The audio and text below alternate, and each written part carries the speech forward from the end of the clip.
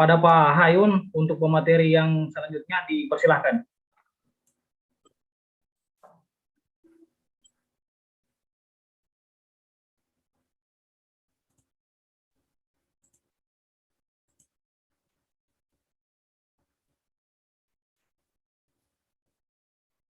Pak Hayun. Oke, saya izin share screen ya, Pak Moderator. Oke.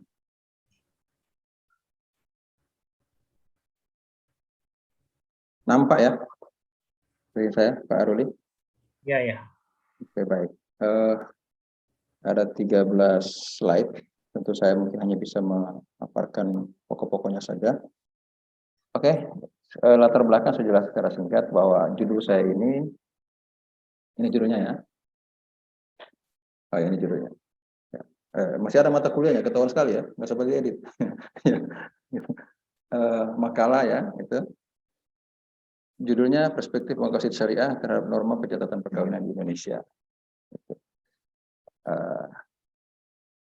Di latar belakang saya menjelaskan secara singkat tentang histori dari Maqasid Syariah, bahwa letak dasarnya itu adalah Syekh Al-Juwaini, kemudian diteruskan oleh Al-Ghazali, di belakang Al-Ghazali ada Asyatibi, kemudian yang di era modern itu ada Muhammad Abduh, Rashid Rida, Maududi, dan Qardawi. Saya bahkan punya tulisan makalah khusus tentang Maqasid Syariah menurut Syekh Al-Qardawi ini.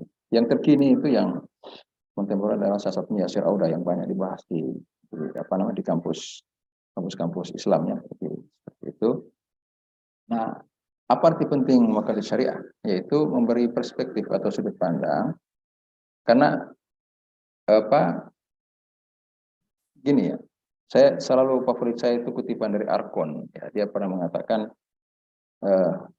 di masyarakat Islam itu ada fenomena namanya takdis al-afkar ad-diniyah, pengkultusan atau pensakralan pemikiran keagamaan.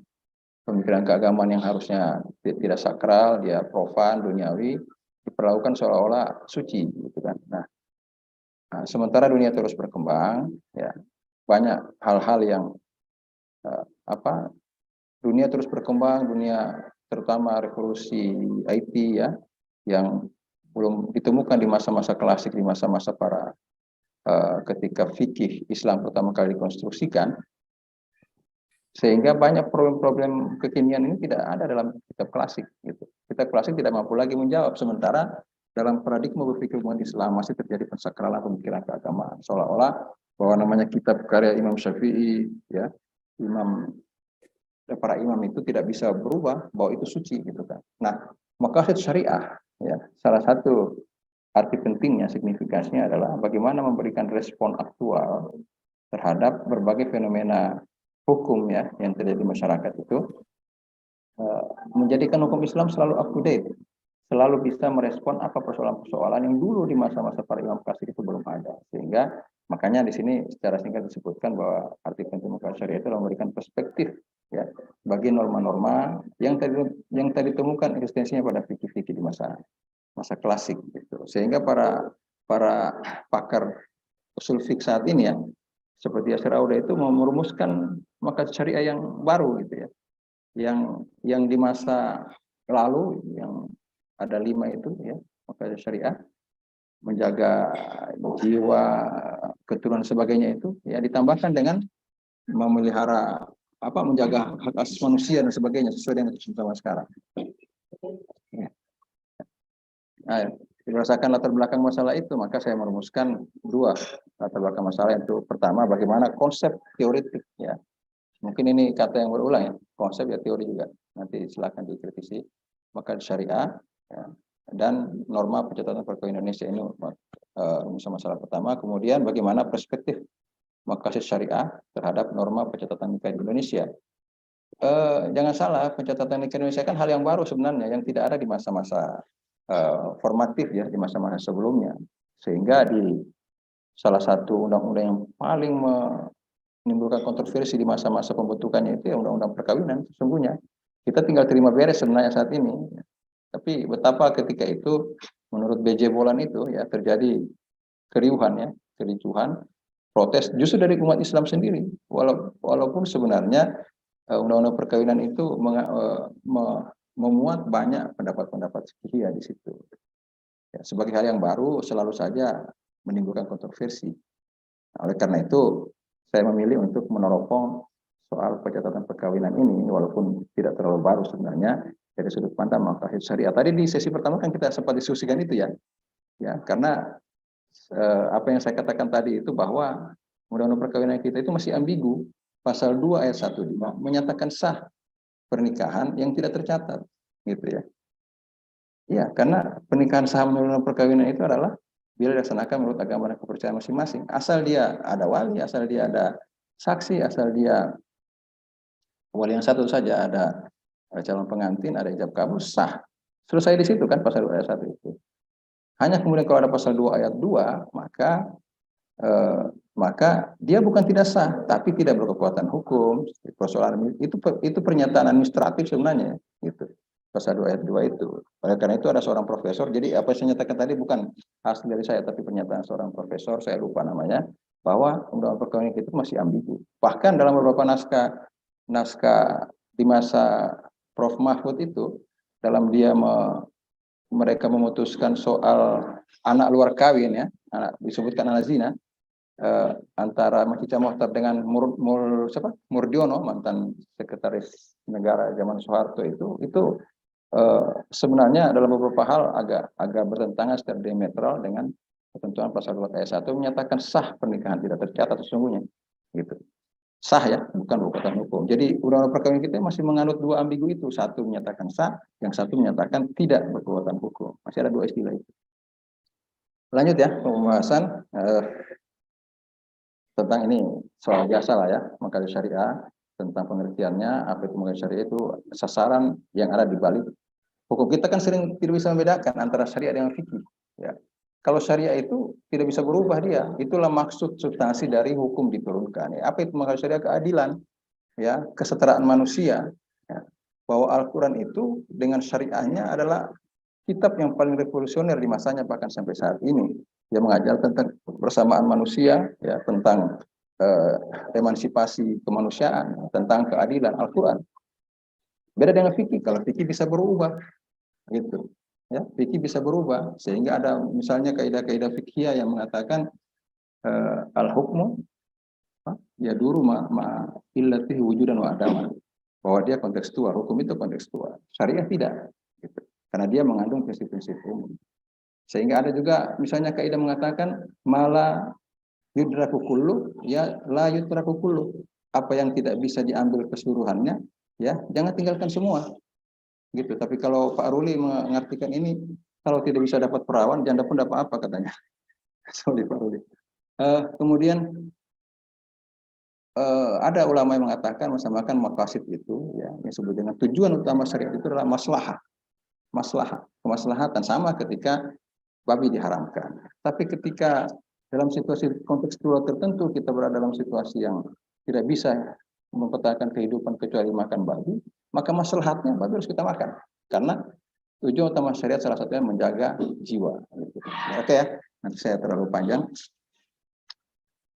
Ini saya mengutip dari Abu Hamid Al-Ghazali ya, bahwa dia mengkategorikan maqasid syariah itu dengan masalih mursalah, ya, yaitu apa yang kemaslahatannya tidak disebutkan secara tekstual dalam Al-Quran. Saya lanjut. Oke, bagaimana? Boleh agak bising, boleh host di ini ya. Ini apa nih? Perkawinan di dalam. Saya langsung ke intinya ya. Ini saya menyebutkan tentang perkawinan yang baik, walaupun saya melihat bahwa undang-undang perkawinan kita masih membolehkan menyatakan sah perkawinan tidak tercatat, tapi betapapun perkawinan yang baik itu ya paling tidak dari sudut pandang maslahat. Satu, aspek legalitasnya terjaga, artinya dia tercatat. Ya. Kemudian legalitas perkawinan itu menjadi penentu awal tercapainya cita-cita pembentukan keluarga. Apa itu? Sakinah, mawaddah warahmah. Ini kan bisa mafhum mukhalafah kalau istilah dari Pak Kiai Mansur dari Aceh itu ya. Sedangkan tercatat saja belum tentu bisa rukun sehingga tercapai cita-citanya, apalagi yang tidak tercatat. Sedangkan yang dari awal saja lancar-lancar tidak punya masalah, apalagi yang dari awal sudah punya masalah. Salah satu masalah dari awal itu ya tidak tercatat, itu kan masalah, ya kan? Nah, perkawinan yang tercatat itu ya ini tak putus dari berkah dan ridha Allah, tujuan tercapai keluarga sejahtera. Itu dari sudut paling tidak dari secara simplistis bisa kita baca dari sudut pandang masalah. Soal ini histori singkat ya tentang ternyata undang-undang perkawinan Indonesia ini sudah diatur hanya tidak sampai 1 tahun pasca Indonesia merdeka karena sudah ada undang-undang tentang pencatatan nikah, undang-undang tahun nomor 22 tahun 1946. Lanjut ya. Pak Hayun, waktu tersisa 5 menit. Oke, saya selesai. Masih 5 menit ya? Oke, baik. Saya maksimalkan. Saya kira sudah dihentikan. Apalagi, ini tentang perkawinan menurut Islam. Menurut Islam itu perkawinan tidak sekedar kontrak keperdataan saja. Ini bedanya dengan hukum perkawinan warisan Belanda ya, Burgerlijk Wetboek PW ya, atau KUH Perdata. Tapi juga bernilai ibadah. Jadi duniawinya dapat, spiritualnya dapat, ada nilai ibadahnya. Bahkan perkawinan itu adalah ibadah yang paling panjang sepanjang usia perkawinan itu. Ya kalau perkawinan sehidup semati ya beribadah sampai mati kan dengan perkawinan. Berarti perkawinannya mencapai tujuan. Ya. Nah ini tujuan perkawinan, tujuan pencatatan perkawinan. Maka syariah setiap produk hukum memiliki tujuan ya. Jadi setiap produk hukum punya substansi, punya tujuan profetiknya gitu ya, punya tujuan tertingginya ya. Ya, misalnya apa tujuan orang mencuri di potong tangannya, tapi mencuri potong tangan kan itu teknis ya. Teknis itu kan ada minimal, ada maksimal, tergantung dari pembuktiannya kan gitu. Ya, salah satu tujuannya yaitu mencegah gitu ya, untuk mewujudkan pemerataan kesejahteraan gitu kan. Mestinya begitu ya kira-kira. Dan seterusnya lah itu hal teknis. Sehingga apa tujuan dari pencatatan perkawinan? Kalau setiap produk hukum itu memiliki tujuan, mesti ya. Kalau maka syariah begitu bahwa setiap produk hukum tidak dibuat dalam ruang kosong, dalam ruang hampa, tapi ada tujuannya. Gitu. Apa itu? Satu, mewujudkan ketertiban perkawinan. Kalau demikian maka tujuan pencatatan perkawinan satu, mewujudkan ketertiban perkawinan. Yang kedua, memastikan legalitas hukum perkawinan. Yang ketiga, memberi bukti otentik akta nikah, buku nikah, menghindari mudarat. Itu pastilah ya, pasti. Ya. Dan bisa dibuat mafhum mukhalafahnya kalau yang tidak tercatat ya seperti ini kira-kira ada 4 itu. Lanjut, apa lagi nih? Apa mudarat nikah tak tercatat? Satu, tidak diakui negara. Yang kedua, berdampak negatif ya secara hukum dan sosial. Dampaknya sangat banyak ya.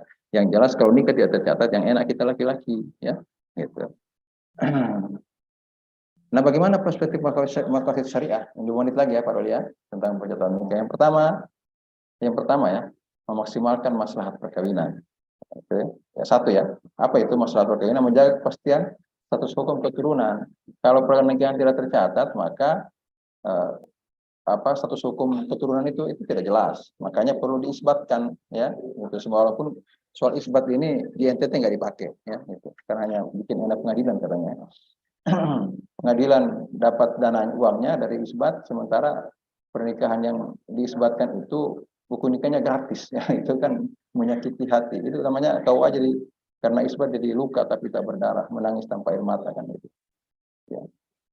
Kemudian menjaga kepastian status hukum harta benda itu ya, memaksimalkan masalah perkawinan paling tidak 2 itu. Yang kedua, menghindarkan mudarat hukum dan sosial pernikahan tak tercatat. Pernikahan tak tercatat sangat banyak mudaratnya, terutama itu kan bagi perempuan ya. Oke, sekian dan terima kasih. Terima kasih Pak Ruli. Ya. Oke, terima kasih ya Pak Hayun atas pemaparannya. Langsung saja ke narasumber pembahas kita yang pertama, yaitu Pak Dr. Hairullah. Kepada beliau kami persilahkan.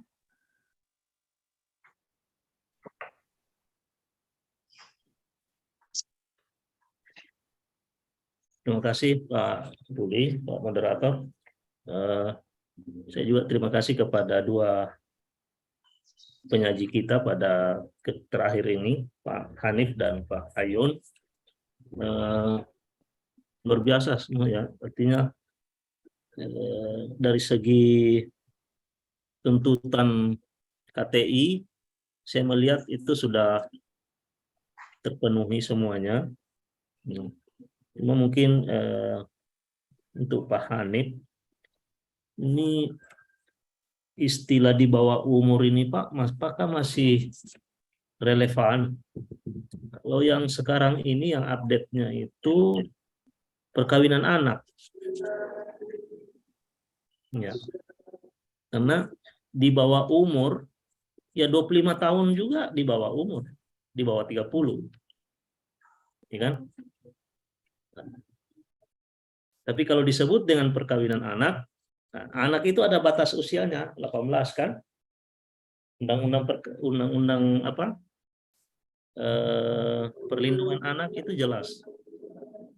Jadi mungkin tidak salah kita menggunakan istilah di bawah umur, tapi itu kan istilah di masyarakat kalau tidak salah. Ya. Tapi kalau istilah di nomenklatur, itu mungkin ke anak, perkawinan anak. Karena tidak ada undang-undang perlindungan di bawah umur.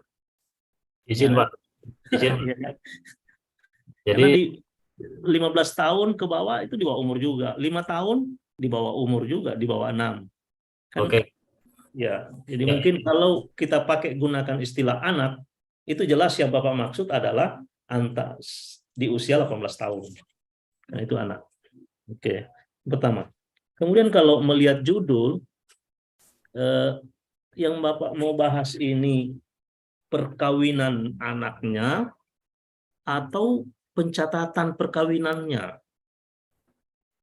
menjadi polemik Bapak.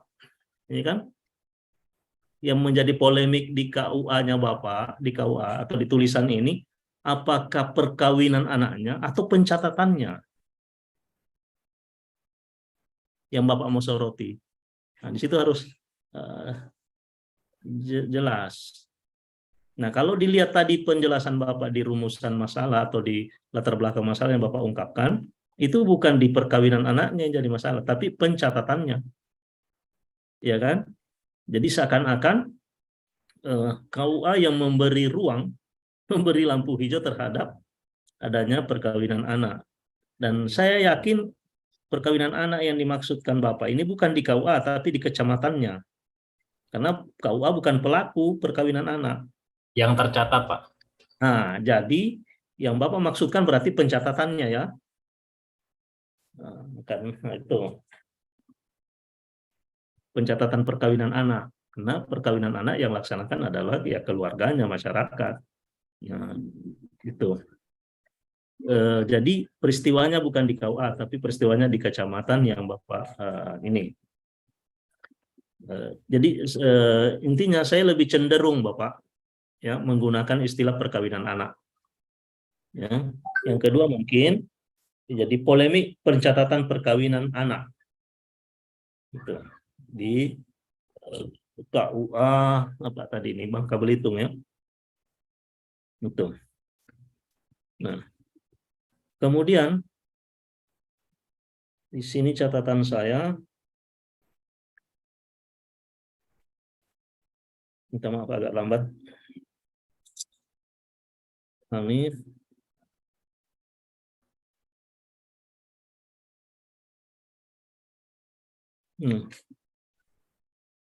Jadi upaya solutif yang Pak Hanif lakukan, yang penulis tawarkan supaya tidak terjadi perkawinan anak itu.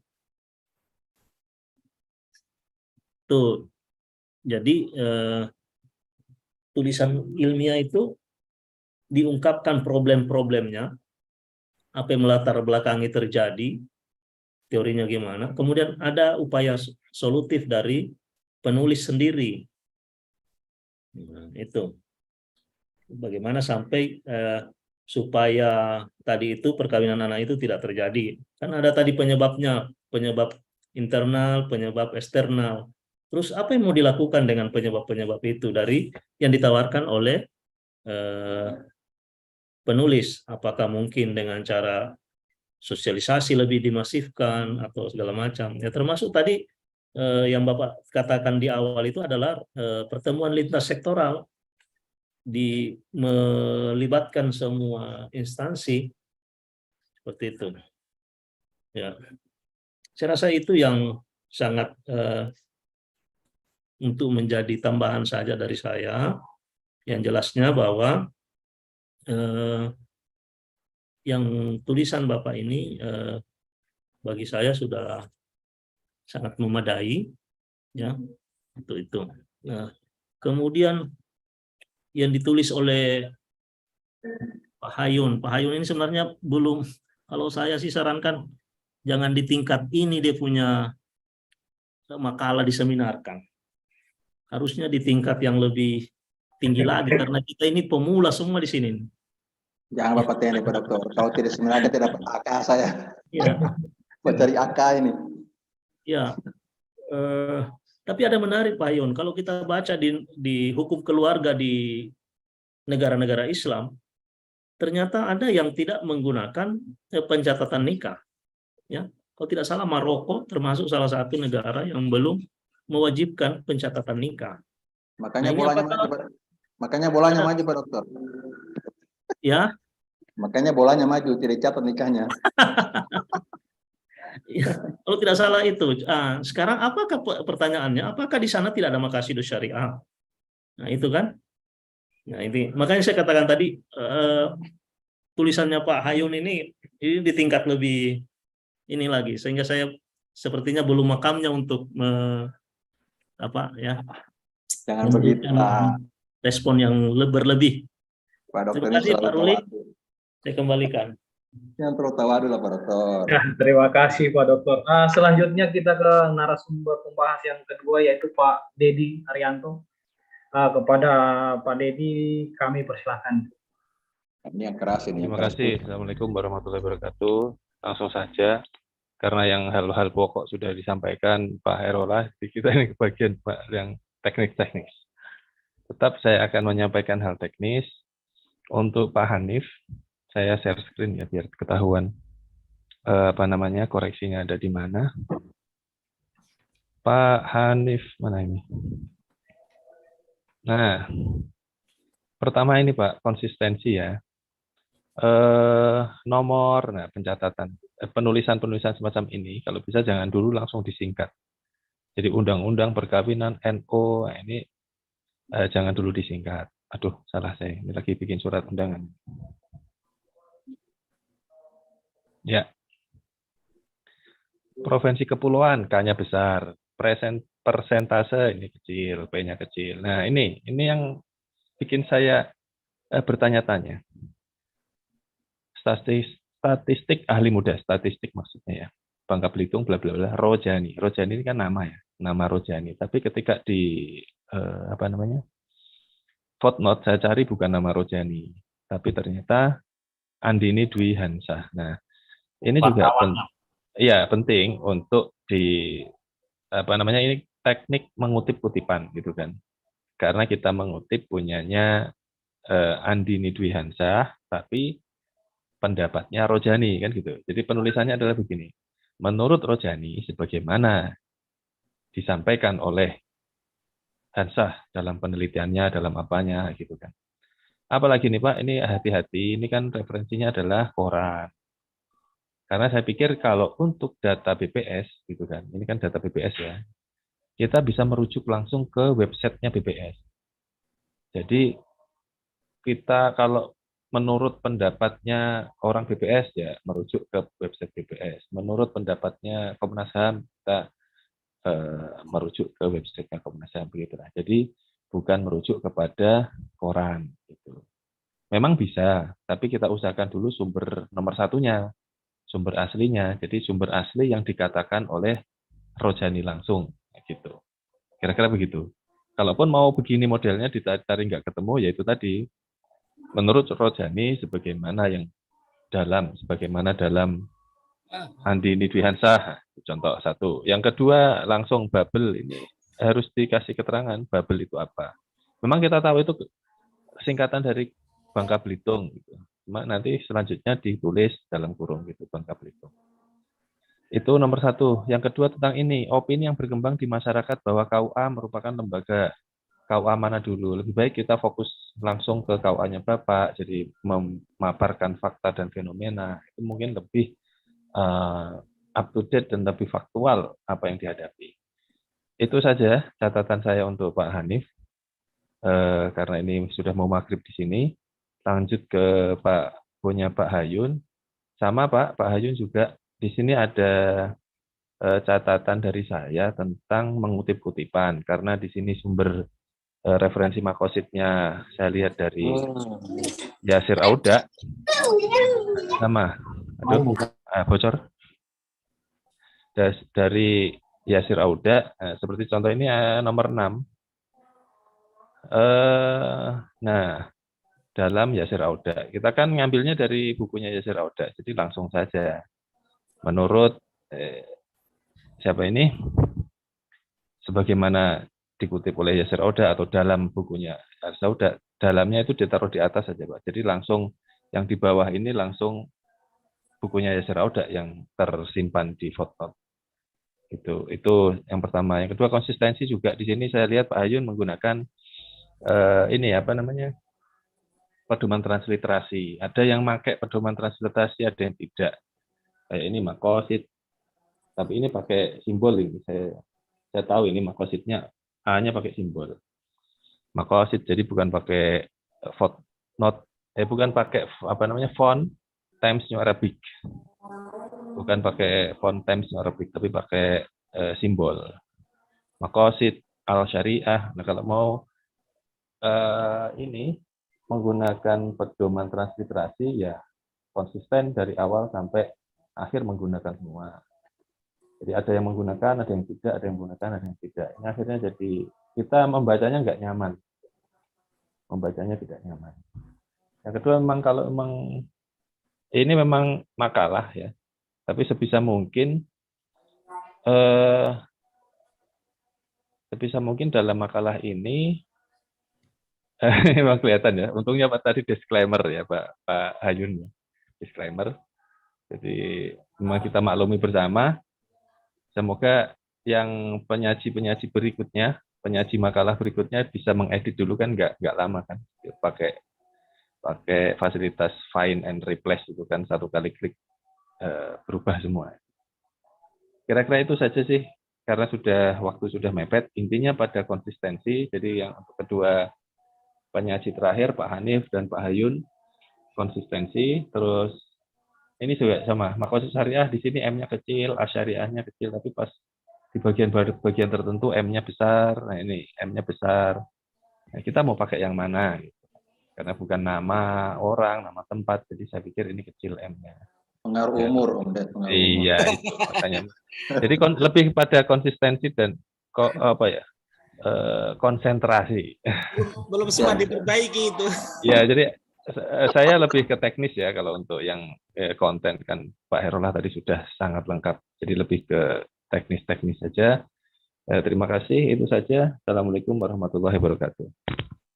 Salam, terima kasih. Waalaikumsalam warahmatullahi wabarakatuh. Baiklah, untuk selanjutnya narasumber pembahas Pak Hayun mungkin bisa memberi masukan kepada Pak Hanif. Waktu dan tempat kami persilahkan. Baik, terima kasih. Pertama-tama saya terima kasih masukan dari saya juga tadi menunggu masukan dari ketua PW saya Pak Dr. Hairullah yang ini tapi beliau selalu begitu, selalu sangat tawaduk gitu kan. Jadi nantilah saya minta langsung dari beliau kan gitu. Saya sangat mengharapkan masukan dan kritik untuk hari ini saya. Dan saya terima kasih Mas Ded ya, sudah diberikan masukan, dan itu menjadi pengetahuan yang sangat berharga buat saya gitu kan. Ini mohon maaf Pak Hanif, kita statusnya sama-sama narasumber penyaji, tapi karena saya juga diminta melaksanakan tugas oleh penyelenggara sebagai narasumber pembahas, saya berikan masukan. Nanti kalau Pak Hanif ya, kalau diberikan juga mereview punya saya, pasti akan lebih banyak kesalahan saya gitu daripada yang saya temukan dari punya Pak Hanif. Yang pertama, kalau saya boleh memberikan saran soal rumusan masalah, menurut saya belum menggambarkan judul Pak Hanif ya. Judulnya polemik perkawinan di bawah umur di KUA Simpang Pesak tahun 2020 sampai 2022. Sementara rumusan masalahnya bagaimana prosedur pencatatan perkawinan di bawah umur, ya kan? Kan kayaknya enggak ini ya, enggak nyentuh gitu kan. hal prosedur ini kan bisa tetap bisa dijelaskan, tapi dengan rumusan masalah yang lebih connect dengan yang saya penasaran. Rumusan masalah itu mestinya kan kayak judulnya polemik, mesti berarti minimal rumusan masalah pertama itu deskriptif, dia menjelaskan bagaimana polemiknya, ya kan?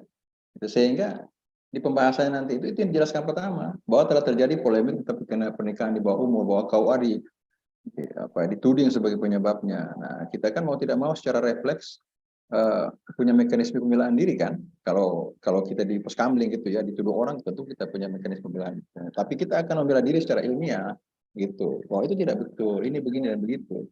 Sehingga saran saya rumusan masalah yang tepat mestinya dijelaskan dulu apa polemiknya itu, Pak.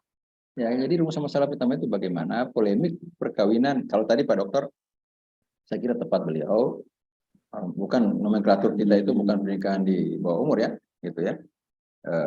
Pernikahan usia dini ya Pak Dokter ya. Nah, jadi itu boleh diganti. Perkawinan anak. Ya, perkawinan anak. Gitu. Jadi bukan di bawah umur atau pernikahan dini. Kalau pernikahan dini jurus sinetron kalau nggak salah itu ya. Jadi bagaimana polemik ya, perkawinan anak di kecamatan, maksudnya bukan di KUA atau gimana, di kecamatan ya. Kecamatan Simpang Pesak seperti itu ya. Gitu. Karena tidak ada perkawinan anak di KUA, iya kan? Pasti di kecamatan ada. Nah, setelah kita mendeskripsikan polemiknya, baru kemudian kita menganalisisnya. Gitu. Dengan apa kita analisis? Apakah dengan undang-undang tentang anak ya, itu karena ada undang-undangnya ya. Atau undang-undang yang memang menjadi tugas pokok kita, yaitu undang-undang perkawinan nomor 16 tahun 2019 ya, sebagai alat analisisnya kan, begitu tentu dilengkapi dengan teori-teori yang relevan. Jadi kalau rumusan masalah seperti ini, apa faktor penyebab? Nah, ini saya kira nggak menggambarkan masalah. Justru masalahnya itu polemiknya itu. Bagaimana polemiknya? Terus kita analisis polemik itu dari sudut pandang yang terserah kita ya, itu sudut pandangnya apa, subjektif saja kan. Kita mau pilih apa gitu kan. Saya kira itu saja Pak Hanif ya. Mohon maaf nih ya. Sama penyaji. Ya. Ya, oke. Baik, terima kasih Pak. Ini saya usul Pak Moderator kalau bisa tetap nanti diberikan waktu para peserta untuk memberikan tanggapannya nanti 30 menit ya. Tapi sesi ketiga ya, sesi malam nanti. Ya, karena peserta juga harus kita libatkan untuk membahas makalah-makalah yang diskusikan. Terima kasih. Iya, nanti kita untuk sesi tanya jawab mungkin 30 menit sebelum sesi ketiga dimulai, kita ambil waktu untuk sesi tanya jawab peserta. Nah, mungkin seperti itu Pak Hayun. Saya rasa untuk hari ini sesi ini kita cukupkan sampai di sini. Saya mengucapkan terima kasih kepada narasumber pembahas dan juga teman-teman penyaji makalah dan seluruh peserta yang sampai sekarang masih stay ya di room Zoom. Sekian dari saya. Wallahu musta'an. Assalamualaikum warahmatullahi wabarakatuh. Saya serahkan pada MC.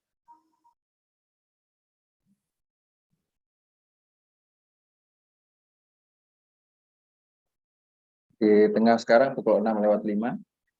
Waktunya sudah selawat di masjid, jadi kita izin pamit dulu ya. Bagi yang belum tiba waktu salat, ya kita tidak tutup Zoom ya Pak.